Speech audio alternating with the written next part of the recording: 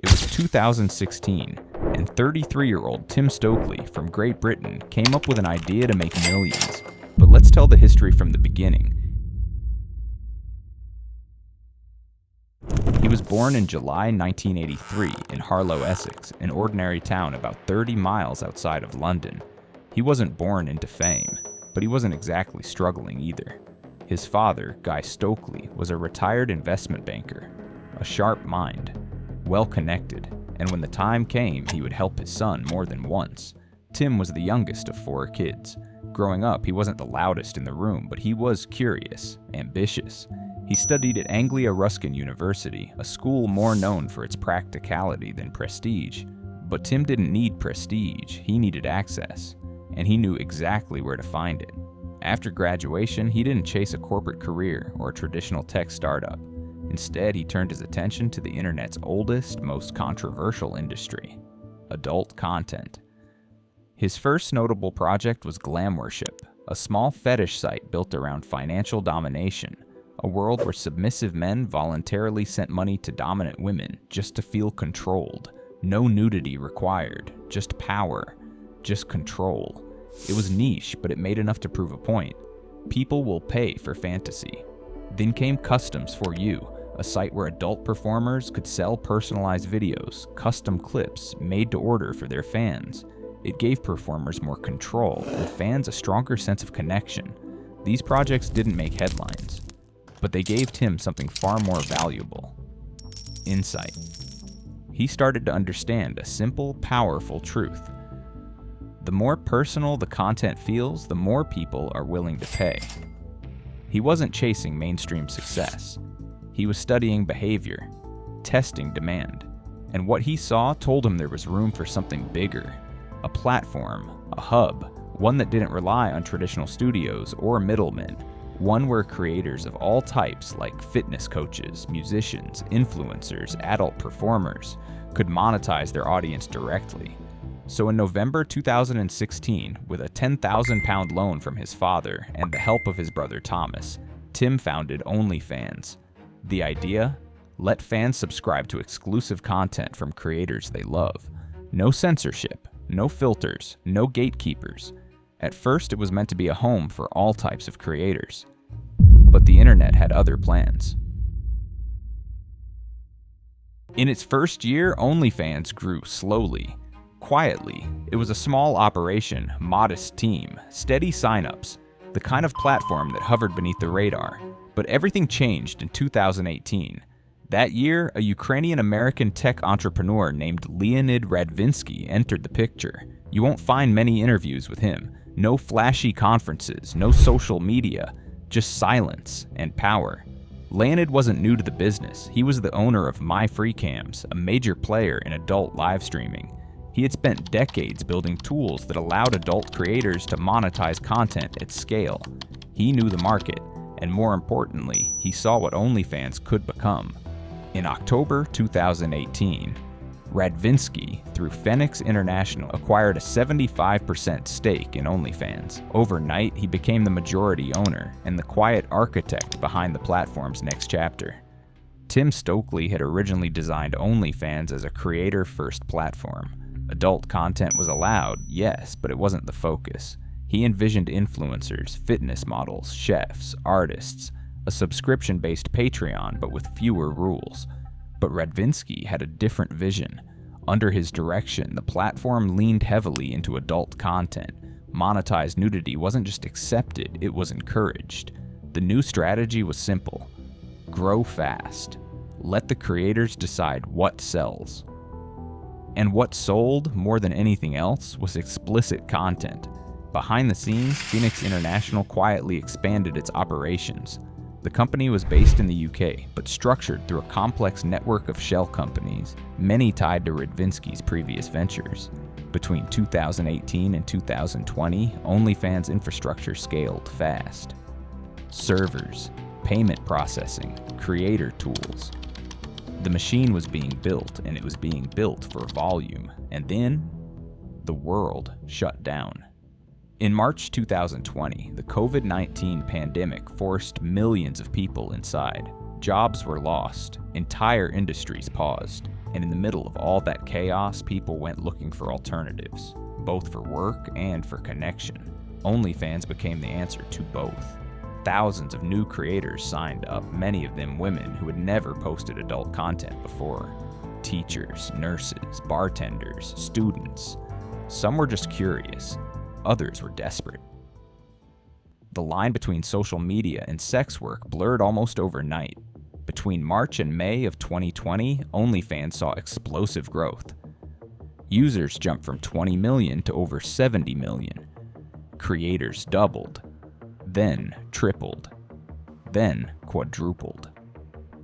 In the background, Phoenix International was processing billions of dollars in subscriptions, while keeping 20% of every transaction.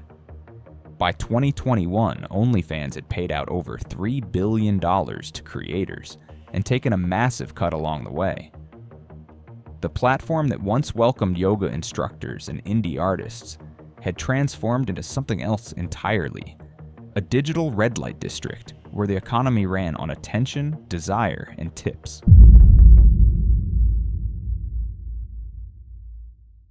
By 2021, OnlyFans had become more than just a platform. It was also a promise that if you were confident enough, you could build your own empire, from your phone, from your bedroom, on your terms. And for a small handful of women, that promise came true. Take Camila Araujo, for example, a Brazilian-American model who went viral after posting multiple videos on TikTok. Not long after, she revealed that she was earning between $1.5 to $2 million every single month on OnlyFans, enough to retire her family, enough to do whatever she wanted, whenever she wanted. From vacations in Dubai to luxury shopping sprees in Miami, her lifestyle became part of the brand. Most recently, she added a Rolls-Royce Cullinan and an AMG GT Black Series to her garage. These are dream cars that most people will only ever see on YouTube. And then there's Sophie Rain. If OnlyFans has a final boss, it's her. In 2024, she posted a screenshot showing $43 million in yearly earnings. That wasn't from some tech startup or external business deal. That was pure from OnlyFans. She's not just a creator, she's a brand, a movement. Later that year, she co-founded the Bop House, a content mansion in Fort Lauderdale built for one purpose: to scale. It was a collaboration between top-tier OnlyFans, creators like Aisha Sophie, Camila Araujo, and others, a collective with tens of millions of followers and one shared goal: to grow faster together. From the outside, it looked like paradise. Luxury cars in the driveway, designer clothes in the closet, a camera rolling in every room. But behind the filters and flash, there was a formula. Constant content, scheduled photo shoots, marketing strategies. This wasn't just a lifestyle, it was a machine that monetized attention. And it worked. These women became the faces of OnlyFans' success. They had what most people only dream about, and their stories weren't just inspiring, they were addictive. Because if they could do it, why couldn't you? That question launched thousands of women. But that's where things start to crack. Because while the videos showed the millionaires, the Sophie Rains, the Camillas, the top 0.1%, the numbers underneath told a different story. According to platform data from 2024, the average creator on OnlyFans earns just $150 a month. That's not after expenses. That's in total. And when you account for the hours spent filming, editing, promoting, replying to DMs, it adds up to less than minimum wage. For every creator buying a Lambo, there are thousands barely covering rent, tired, overexposed, burned out, because OnlyFans doesn't work without that gap. It needs the illusion that anyone can be next. It sells hope. It sells scale. But statistically, most never make it. The platform needs millions of creators chasing the same dream, even if only a few ever catch it. And that's the part most people never see.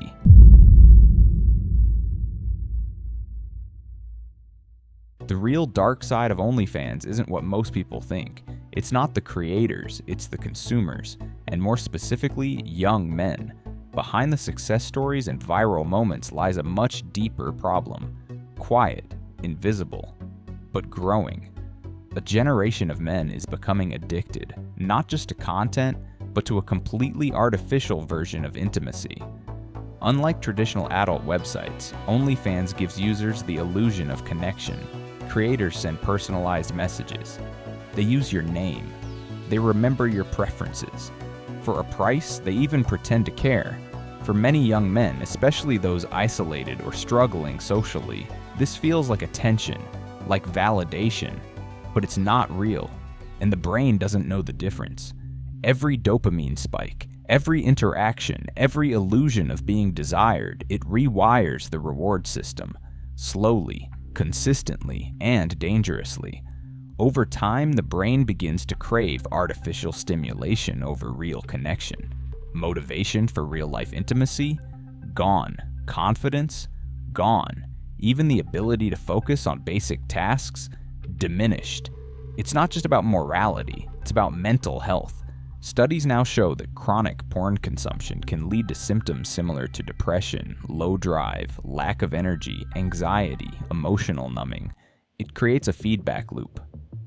Watch to feel good, feel worse. Watch again. Platforms like OnlyFans don't just feed that loop, they monetize it. It's no longer just watching, it's subscribing, paying, messaging, tipping. It's the gamification of desire, turning attention and affection into currency, and it's working. But at what cost? A growing number of men report struggling with porn-induced erectile dysfunction, even in their 20s. Others admit they feel addicted, unable to stop, but too ashamed to talk about it. Many report feeling lonelier than ever, despite spending hours a day watching people who pretend to care. The worst part? No one teaches them how to stop. No one teaches them what it's doing to them. Meanwhile, content keeps flowing, creators keep earning, platforms keep growing, and a silent epidemic continues to spread through bedrooms and browsers around the world.